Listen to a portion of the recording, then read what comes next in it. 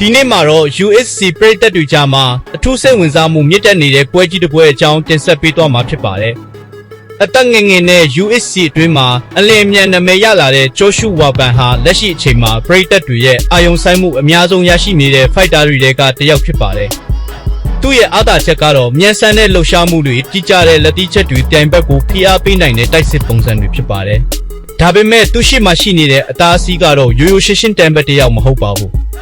အဲ့ဒါကတော့လက်ရှိဖလိုင်းဝိတ်တန်းရဲ့အကောင်းဆုံးဖိုက်တာတွေကတယောက်ဖြစ်တဲ့အလက်ဆန်ဒါပန်တူချာဖြစ်ပါတယ်။ပန်တူချာဟာ USC အတွင်းမှာအတွေ့အကြုံများကြီးရှိတဲ့ဖိုက်တာတယောက်ဖြစ်ပါတယ်။သူ့ရဲ့အားသာချက်ကတော့တိုင်ဘက်ရဲ့တိုက်ခိုက်ပုံကိုဖတ်နိုင်တဲ့စွမ်းရည်ဖိအားအောက်မှာမလျှော့ဘဲတိုက်ပွဲဝင်နိုင်တဲ့စိတ်ဓာတ်နဲ့မြေပြင်တိုက်ပွဲပိုင်းမှာအလွန်ကောင်းမွန်တဲ့နည်းစနစ်တွေဖြစ်ပါတယ်။ဒီပွဲမတိုင်ခင်မှာတော့ USC သတင်းသုံးသပ်သူဂျိန်းလန့်က Joshua Weapon နဲ့ပန်တူချာတို့ရဲ့အားသာချက်အားနည်းချက်တွေကိုသုံးသပ်ခဲ့ပါတယ်။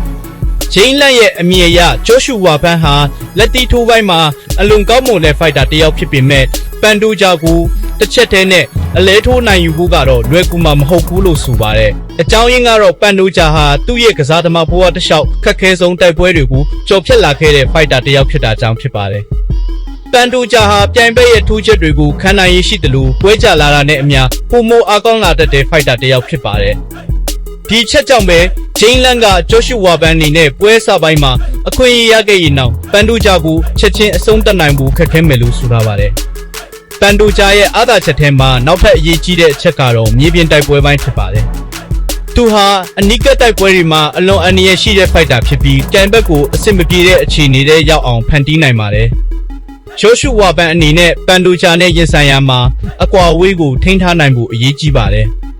အကယ်၍ပန်တူချာကအနီးကပ်အကွာအဝေးကိုရောက်လာနိုင်ခဲ့ရင်ပွဲရဲ့အခြေအနေဟာလုံးဝပြောင်းလဲသွားနိုင်ပါတယ်။ဒါကြောင့်ဒီပွဲမှာ Joshua Weapon အတွက်အဓိကတာဝန်ကတော့သူ့ရဲ့အမြန်နှုန်းနဲ့လက်တီးထိုးစွမ်းရည်ကိုအသုံးချပြီးပွဲကိုထိန်းချုပ်ထားနိုင်ဖို့ဖြစ်ပါတယ်။တစ်ဖက်မှာပန်တူချာအတွက်တော့ပွဲကိုရှည်ကြအောင်ဆွဲခေါ်နိုင်ဖို့နဲ့သူ့ရဲ့အတွေ့အကြုံကိုအသုံးချနိုင်ဖို့ကအရေးကြီးလာမှာဖြစ်ပါတယ်။ဂျိန်းလန့်ရဲ့သုံးသက်ချက်အရဒီပွဲဟာအလေးထိုးနဲ့ဆုံးဖြတ်မဲ့ပွဲထက်အမှတ်ပေးဆုံးဖြတ်ချက်နဲ့အနိုင်ရှုံးခွဲခြားရနိုင်တဲ့ပွဲဖြစ်လာနိုင်ခြေပိုများတယ်လို့ဆိုပါတယ်။အထူးသဖြင့် Joshua Weapon ဟာပွဲတစ်လျှောက်လက်တီးချက်အရေးအတွက်နဲ့အမှတ်တွေရယူနိုင်ပေမဲ့ပန်တူချာလိုခံနိုင်ရည်ကောင်းတဲ့ချန်ပီယံတစ်ယောက်ကိုတစ်ချက်တည်းနဲ့အဆုံးသတ်ဖို့ကတော့အလွန်ခက်ခဲမယ်လို့သုံးသပ်ထားပါတယ်။ဒီလိုအခြေအနေကြောင့်ပရိသတ်တွေစောင့်မျှော်နေတဲ့ဒီပွဲဟာလူငယ်စွမ်းအားနဲ့ချန်ပီယံအတွေ့အကြုံတို့ထိပ်တိုက်တွေ့မဲ့အလွန်စိတ်လှုပ်ရှားပွဲတစ်ပွဲဖြစ်လာမှာသိကြပါတယ်။